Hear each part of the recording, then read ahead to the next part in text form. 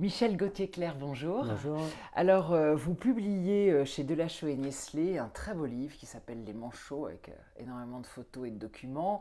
Donc évidemment, nous, on va s'intéresser à toute la partie adaptation qui est sur la cognition et l'intelligence. Et alors, notamment, vous parlez des crèches, les crèches des bébés qui sont un univers d'une cruauté incroyable, hein. L'injustice, ça prend au biberon chez les Manchots.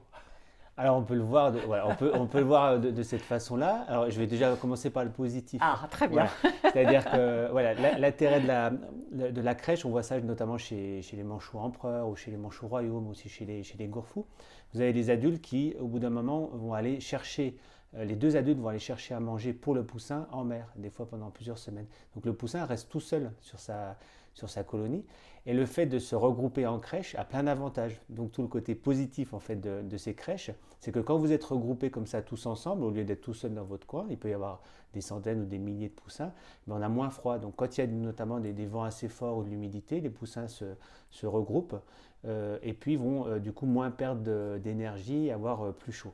Et l'autre côté positif aussi, c'est que quand on est en groupe, c'est plus facile de se défendre contre les prédateurs. Donc, Oui, enfin, sauf si on est placé en périphérie. C'est plus facile pour ceux qui sont au centre. voilà. Donc Alors ça, c'est là où on va arriver sur le côté voilà, un peu injuste de la crèche voilà. par Donc rapport à nos crèches voilà. à nous. Donc globalement, c'est un côté positif. On est en groupe et on se protège. Et puis évidemment, il y a toujours quand même de chez les animaux, chez nous aussi, de la compétition. Et effectivement, quand on est au centre de la crèche, on a moins de chances d'être attrapé, par exemple pour les manchots royaux, par un pétrel géant, c'est la famille des albatros.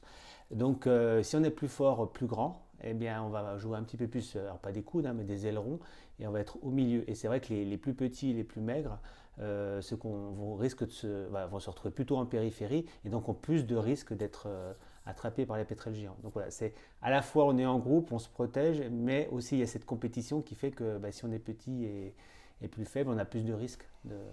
Et du coup, il y a beaucoup de mortalité parce que vous dites qu'il y a quand même pas mal de violence entre eux, ils donnent des coups de bec, etc. Il y a beaucoup de petits qui meurent finalement, ou en gros, ils arrivent à peu près à s'en sortir. Alors, c'est pas entre eux hein, qui vont se blesser ou quoi. Il y a toujours cette compétition des coups de bec, des coups d'aileron pour être au meilleur endroit, à la meilleure place. Mais c'est Euh, pas méchant, c'est des c'est de petits coups quoi. voilà, je veux dire, comme D'accord, nous, je sais pas, une cour d'enfant, quoi, on va se mettre d'accord, des coups, on d'accord. va se pousser, Ah oui, etc. d'accord. Il n'y a pas des grosses blessures. Mais la mortalité, je prends le cas du manchot royal, hein, qui élève son poussin pendant plus d'un an. Bah, la majorité des poussins en fait vont mourir pendant l'hiver. Parce que en fait, c'est des stratégies, voilà, chez les manchots, c'est des adultes qui vivent longtemps, plus de 10 ans, 15 ans, 20 ans. Et quand ils sont en mer en hiver, il y a assez peu de ressources. Ça dépend des années, des fois il y en a peu. Et ils vont privilégier d'abord leur survie. Donc ils vont consommer ce qu'ils ont besoin pour eux. Ils vont revenir à terre que s'ils ont de la marge pour le poussin. Et s'il n'y a pas de marge, ils ne vont pas revenir. Ou très peu. Et là, le poussin a des risques de mourir de faim. Souvent, il va être capturé par un prédateur avant, mais il va perdre de ses graisses. Et on voit avec le changement climatique, hein, parce qu'on revient quand même toujours à ça, vous avez de plus en plus des mouvements d'eau chaude hein, qui passent et qui fait que les manchots doivent aller de plus en plus loin pour aller chercher à manger. Donc on a des problèmes qui se surajoutent. Ce qui est intéressant par rapport à d'autres crèches, parce qu'il y a d'autres animaux qui ont des crèches, hein, Mhm. les loups ou les flamants roses, etc. Il y a des adultes souvent, alors que là, il n'y a pas d'adultes du tout. En gros, les bébés se débrouillent.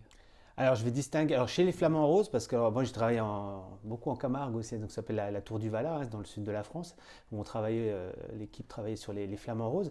Là non plus, il n'y a pas d'adultes qui gardent D'accord. spécifiquement le groupe.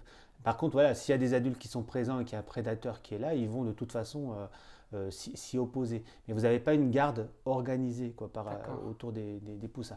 Par contre, vous avez d'autres animaux comme le léder, c'est un canard en fait arctique, où là où il y a quand même des femelles qui elles vont s'occuper, voilà, elles s'occupent du groupe pendant que les autres vont manger, donc là il y a plus d'organisation. Ça dépend des espèces. D'accord. Merci beaucoup.